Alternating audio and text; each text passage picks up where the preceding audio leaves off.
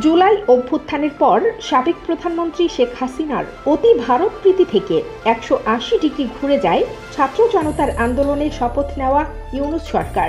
গত 16 বছর ধরে ভারতের তাবেদারে পরিণত হয়েছিল আওয়ামী সরকার।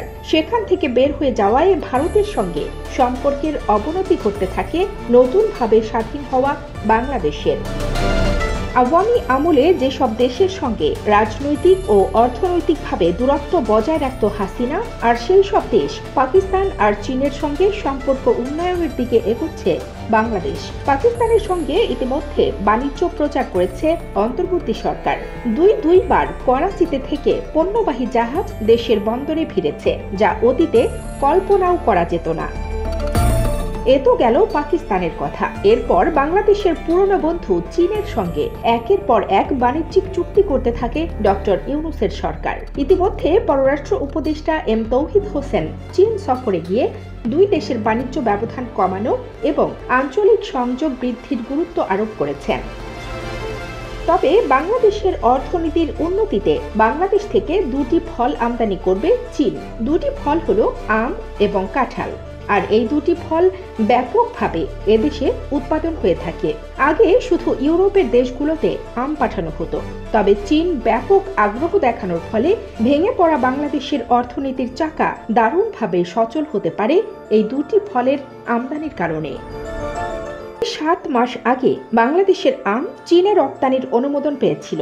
গত বছরের জুনে বাংলাদেশ থেকে আম আমদানির বিষয়টি যাচাইয়ের জন্য একটি বিশেষজ্ঞ দল বাংলাদেশ সফর করে। এ সময় প্রতিনিধি দলটি বাংলাদেশে আম বাগান পরিদর্শন করে উৎপাদন প্রক্রিয়া সরেজমিনে পর্যবেক্ষণ করে। চীনে ফিরে গিয়ে বিশেষজ্ঞ দলটি একটি প্রতিবেদন জমা দেয়। তাদের ওই প্রতিবেদনের ভিত্তিতে চীনের শুল্ক বিভাগ বাংলাদেশ থেকে আম আমদানির বিষয়ে ঘোষণাটি জারি করে। রাজনৈতিকভাবে চীন ভারত দ্বন্দ্ব লেগেই থাকে, আর এতে লাভবান হতে পারে বাংলাদেশ।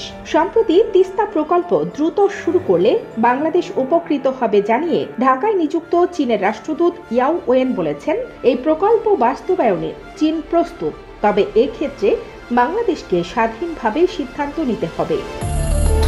তিনি বলেন, তিস্তা প্রকল্প বাস্তবায়নে চীন প্রস্তুত রয়েছে, তবে বাংলাদেশকে স্বাধীনভাবে সিদ্ধান্ত নিতে হবে। তিস্তা আপনাদের এলাকার নদী, আপনাদেরই সিদ্ধান্ত নিতে হবে। তবে এ প্রকল্প দ্রুত শুরু করলে বাংলাদেশ উপকৃত হবে। ইয়াও ওয়েন বলেন, 2021 সালে বাংলাদেশ সরকার তিস্তা প্রকল্পের জন্য চীনের সহায়তা চেয়ে একটি প্রস্তাব পাঠিয়েছিল। 5 আগস্টের পর বাংলাদেশিদের ভিসা প্রদান বন্ধ করে দিয়েছে ভারত। এতে বিপাকে পড়েছে বাংলাদেশের রোগীরা। এই অবস্থায় পাশে এসে দাঁড়িয়েছে চীন। এ নিয়ে চীনা রাষ্ট্রদূত বলেন, কুনমিংয়ে 3টি হাসপাতাল বাংলাদেশিদের চিকিৎসার জন্য প্রস্তুত করা হয়েছে। এ 3 হাসপাতালে চিকিৎসা নিতে আগ্রহীদের জন্য ভিসা সহজীকরণ করা হবে। কানিজ ফাতেমা নিপা, খবর সংযোগ।